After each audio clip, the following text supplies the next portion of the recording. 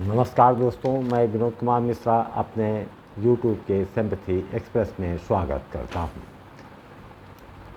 आज हम चर्चा करेंगे कि वेदनाएं व्यक्त न करने के कारण दुखों में बढ़ोतरी होती है या नहीं। संसार का हर मानव विभिन्न प्रकार के सुख, दुख, वेदना, संवेदना, पीड़ा आदि का अनुभव करता चला आया है। जब कभी कुछ हासिल कर लिया तो सुखी हो गया, कोई बिछुड़ गया, दुख हुआ। कभी संसार की चालबाजियों ने रुलाया तो कभी किसी ने हंसाया। सफलताएं मिली, आप आनंद से झूम उठे। कभी रोटी रोटी की मोहताजी आई, आर्थिक तंगी आई, इस तंगी ने आपको रुलाया। घर में किसी का जन्म हुआ, आपने उत्सव मनाया। कोई चहेता दुनिया से चला गया तो आपको एक पीड़ा, एक वेदना दे गया, स्मृतियाँ दे गया। ये सब आपकी, हमारी, तुम्हारी, सबकी अंतर्दशाएँ हैं। जिसके ऊपर ये सब आता है उससे पार पाने का काम उसी का होता है।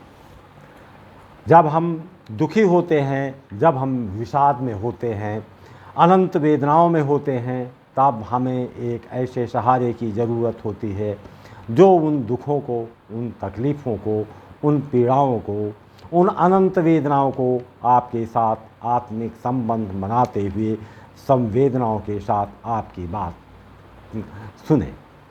आप उससे कुछ आश्वासन भी चाहते हैं। आप में दुख की अभिव्यक्त करने का कहास इस स्तर तक चला जाता है कि आप ये भूल जाते हैं कि जिन घटनाओं के चलते या परिस्थितियों के होते आप दुखी हैं, उसका बोध केवल और केवल आपको हो सकता है। जो उस अनुभव से गुजरा नहीं तो उसकी अंतर्दशा आप जैसे कैसे हो सकती है। वह आपकी व्यथा क्यों सुनेगा? सुनने लायक कुछ है ही नहीं।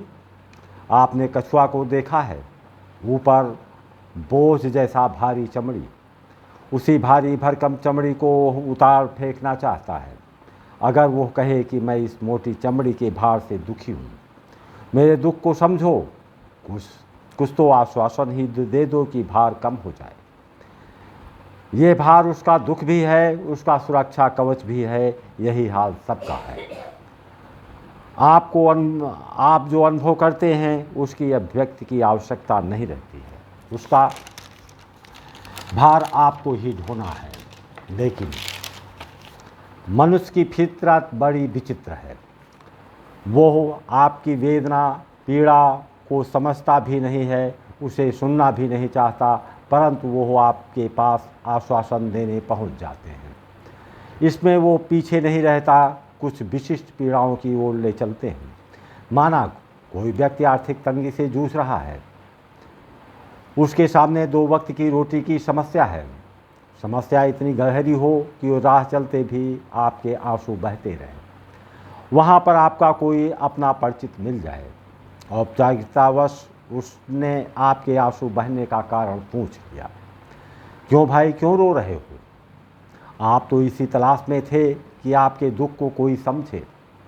आपने अपने दिमाग का वो भार जिसे ढोने से आपके आंसू बह रहे हैं उसको बता दिया। वो भी सोच में पड़ गया। उसको एहसास हुआ कि ये पूछकर उसने बहुत बड़ी गलती कर दी है। शीघ्रातिशीघ्र वो आपसे अपना पीछा छुड़ाने की चेष्टा करता हुआ कहेगा, आप बहुत अच्छे हैं। अच्छे आदमियों की परीक्षा भगवान भी लेते हैं। भगवान पर भरोसा रखो, वो सब ठीक करेंगे। ऐसा कहकर वो आपसे पीछा छुड़ाते हुए आगे बढ़ जाएगा। दरअसल दरिद्रता बहुत बड़ा रोग है। जब आप उसे अपनी वेदना बताते हैं तो आप एक ऐसी औषधि की तलाश में रहते हैं। आपको ऐसा लगता है कि कोई तो होगा जिसके पास दरिद्रता निवारण औषधि तो होगी ही। आप उससे कह रहे हैं जिसकी दवा उसके पास है ही नहीं। आपकी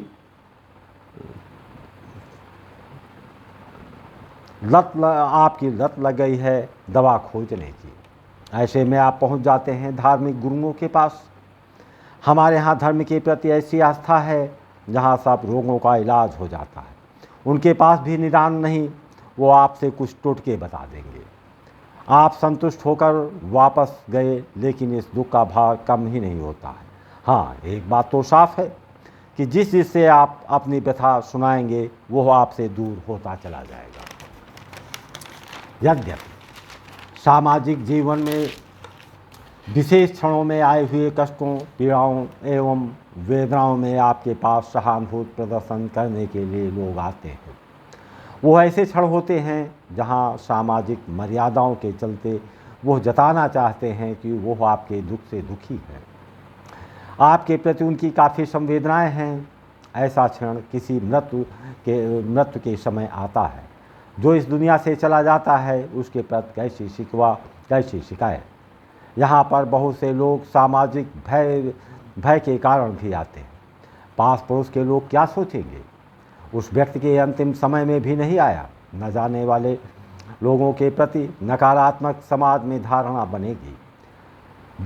किसके यहाँ कब ये घटना घटित हो जाए ये नहीं जाएगा, तो ऐसे दुखद क्षणों में उसके यहाँ कौन आएगा। दुख में सभी लोग आते हैं, अपनी संवेदनाएं भी व्यक्त करते हैं, आपको धीरज भी बंधाते हैं। ये सब दिखावा रहता है।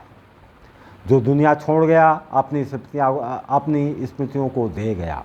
आपके भीतर अपात पीड़ा हुई, अंदर की वेदनाएं बढ़ती जाए। ऐसे में आप उसके बारे में जो सांत्वना देने वाले लोग हैं उसके सम्मुख पीड़ा व्यक्त करेंगे तो आपसे पीछा छुड़ाने के लिए बस यही कहेगा, ईश्वर की मर्जी के आगे किसी की नहीं चलती।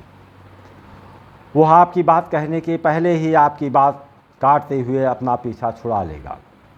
एक बात तो साफ है कि चाहे जिस प्रकार का दुख हो, चाहे जैसी वेदनाएं हों, चाहे जैसा विषाद हो, इन सब की चर्चा जितना अधिक आप करेंगे उतना ही आप हीनता की ग्रंथि से भर जाएंगे।